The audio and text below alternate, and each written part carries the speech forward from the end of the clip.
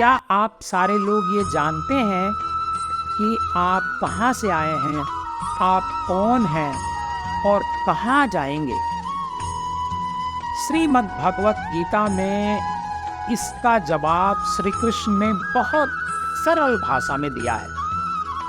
सबसे पहले हम आपको बताते हैं कि कृष्ण क्या कहते हैं। कृष्ण कहते हैं कि हम सब शरीर नहीं हैं, बल्कि हम सब एक आत्मा है जिसने भौतिक शरीर रूपी कपड़े पहने हुए हैं। जब यह शरीर रूपी कपड़े गंदे हो जाते हैं, यानी कि जब हमारा शरीर बूढ़ा हो जाता है, तब हमारी आत्मा इस पुराने और बूढ़े शरीर रूपी कपड़े को छोड़कर दूसरे नए शरीर में प्रवेश कर जाती है।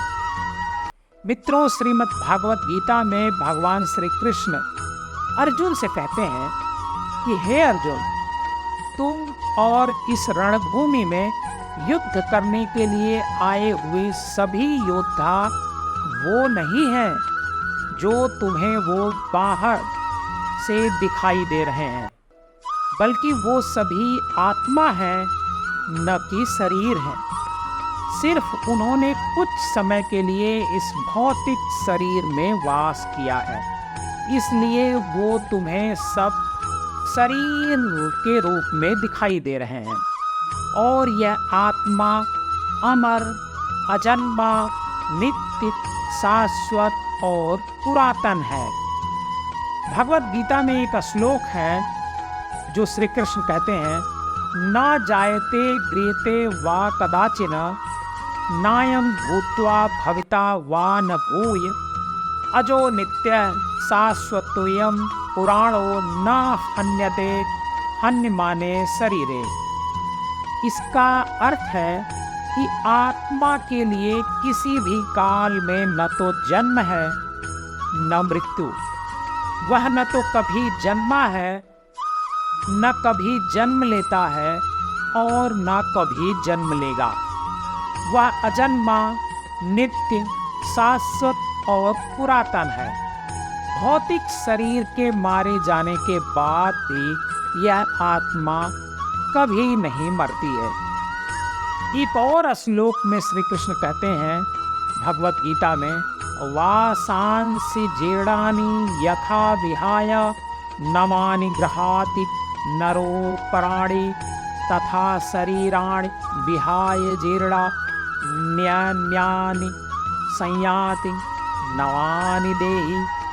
मित्रों, इसका अर्थ है कि जिस प्रकार व्यक्ति पुराने कपड़ों को त्याग कर नए कपड़े पहनता है, उसी प्रकार यह आत्मा भी पुराने यानी बूढ़े शरीर को त्याग कर एक नए भौतिक शरीर को धारण करती है। हम सभी भगवान के शाश्वत अंश हैं। हम सभी भगवान के धाम से आए हैं। श्रीमद् भागवत गीता के 15वें अध्याय के 7वें श्लोक में भगवान श्री कृष्ण कहते हैं कि ममै वांसो जीवलोके जीवभूत सनातना, यानी कि इस भौतिक जगत में जितने सारे जीव हैं वो सभी मेरे शाश्वत अंश हैं। अब ये बड़ा सवाल होता है कि आखिर हम सब यहाँ फिर क्यों आए हैं? आप सभी ने कितनी बार धरती पर जन्म लिया हुआ है, कितनी बार आपकी मृत्यु हुई है, ये शायद किसी को नहीं पता है। लेकिन हर जन्म में आपने हमने इस धरती पर रहकर बहुत सारे अच्छे और बुरे कर्म किए हुए हैं। उसके कारण हम सभी जन्म मृत्यु के बंधन में बंध जाते हैं और इसी कारण से हमें बार बार इस मृत्यु लोक में जन्म लेना पड़ता है। अगर दूसरी तरह से कहें कि हम यहाँ पर अपने जीवन को सफल बनाने के लिए आए हुए हैं, क्योंकि मनुष्य ही एक ऐसा जीवन है जहाँ हम अपने शरीर का उपयोग करके भगवान की भक्ति कर सकते हैं और भगवत प्राप्ति कर सकते हैं और किसी योनि में हम भगवान की भक्ति नहीं कर सकते हैं और भगवत प्राप्ति नहीं कर सकते हैं। इसलिए हमें इस अवसर को गंवाना नहीं चाहिए। श्रीमद् भागवत गीता में भगवान श्री कृष्ण एक और उद्देश्य से अर्जुन को बताते हैं कि जीवन का उद्देश्य क्या है। श्री कृष्ण अर्जुन से कहते हैं कि हे अर्जुन, मनुष्य जन्म का प्रधान उद्देश्य मोक्ष प्राप्त करना है और यह मोक्ष केवल मनुष्य के शरीर के द्वारा ही संभव हो पाता है। इसीलिए मनुष्य के शरीर को मोक्ष का द्वार कहा जाता है। हे अर्जुन, हर जीवात्मा को मनुष्य का शरीर बड़ी मुश्किल से मिलता है। 84 लाख योनियों को भोगने के बाद सबसे आखिर में जीवात्मा को मनुष्य का शरीर मिलता है। इसलिए इसे यूं ही नहीं गंवाना चाहिए, क्योंकि देवी देवता भी मानव शरीर की आकांक्षा करते हैं ताकि उनको मुक्ति मिल सके। परंतु मनुष्य की विडंबना यह है कि वह इस शरीर को अर्थात मोक्ष के अवसर को गंवाता रहता है और अपने सारे जीवन को भोग विलास में बिताता रहता है। जब उसके शरीर के मृत्यु यानी छूटने का समय होता है, तब भी उसकी वासना उसका पीछा नहीं छोड़ती है।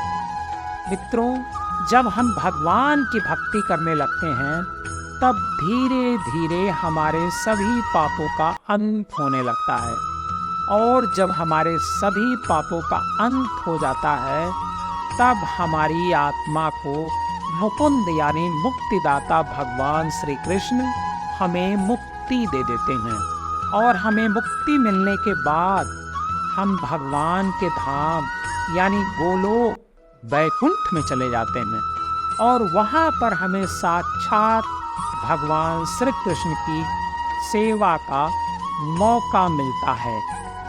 दोस्तों, आज की ये हमारी मोटिवेशनल कहानी आपको कैसी लगी, हमें कमेंट बॉक्स में जाकर जरूर बताइएगा।